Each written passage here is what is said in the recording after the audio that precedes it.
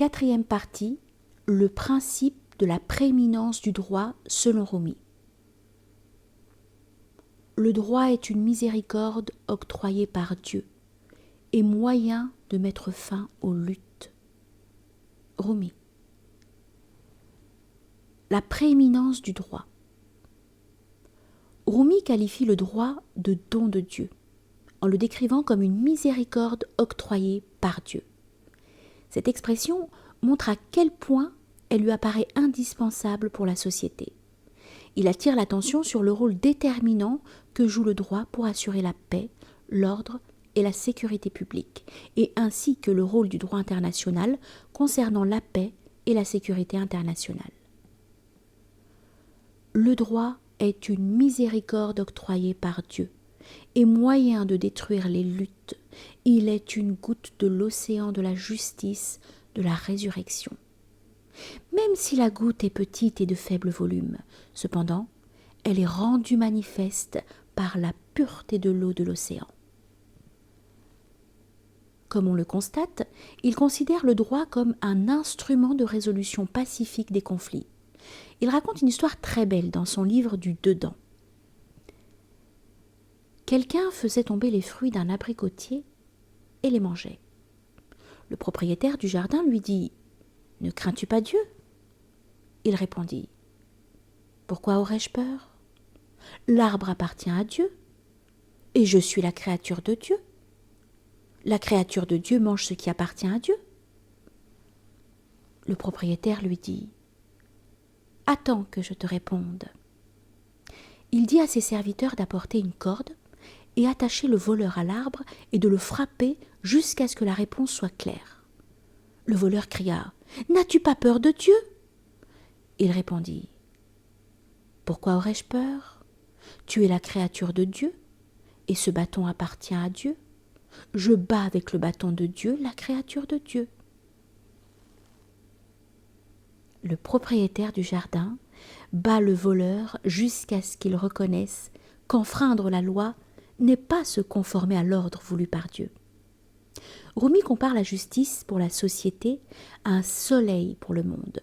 Selon lui, elle est une valeur intemporelle et immuable. Il dit « La justice est la meilleure justice. Et la science est la même science aussi, mais ces générations et ces peuples ont été remplacés par d'autres. » Rumi dit ceci en se référant à un président de l'État. Il avait glorifié le drapeau de la justice et la générosité et avait mis fin à la pauvreté et la nécessité du monde. Il souligne aussi l'importance de la justice pour le bien-être et le développement économique d'un pays et pointe du doigt le lien entre l'état de droit démocratique et le développement. On peut trouver ici également les principales tâches d'un État, à savoir mettre en place l'état de droit, assurer la prospérité économique et la justice sociale.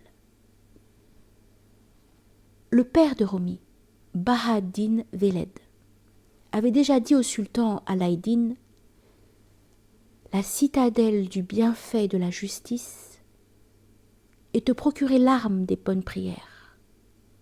Cela vaudra mieux pour toi que 1000 forteresses inexpugnables. »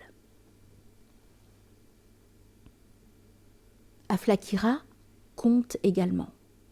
Lorsque le sultan Alaïddin eut achevé la construction du mur d'enceinte de la ville, il supplia le père de Rumi d'en faire une fois le tour et de contempler son ouvrage. Baha'ad-Din Veled dit « Tu as élevé une belle construction pour fermer les routes et mettre obstacle à la cavalerie. Tu as construit une forteresse solide, mais que peux-tu faire contre la flèche des prières des opprimés, qui traverse 100 000 tours et courtine et ruine tout un monde ?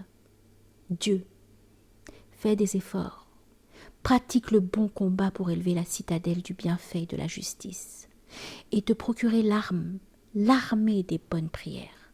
Cela vaudra mieux pour toi que 1000 forteresses inexpugnables.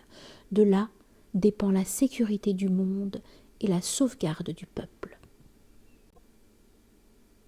Le sultan considéra leur indication comme un instrument et une arme. Jusqu'à sa mort, il s'efforça de répandre la justice et le bien. Il put jouir du résultat. Par ailleurs, il définit les chefs d'État qui font preuve de justice comme un océan de justice. À d'autres occasions, il compare la justice à la montagne ou à un trône. Quand il dit « Je ne suis pas une paille, je suis une montagne de mansuétude, de patience et de justice. » Comment le vent sauvage emporterait-il la montagne ? Le trône est l'origine de la justice et de l'équité.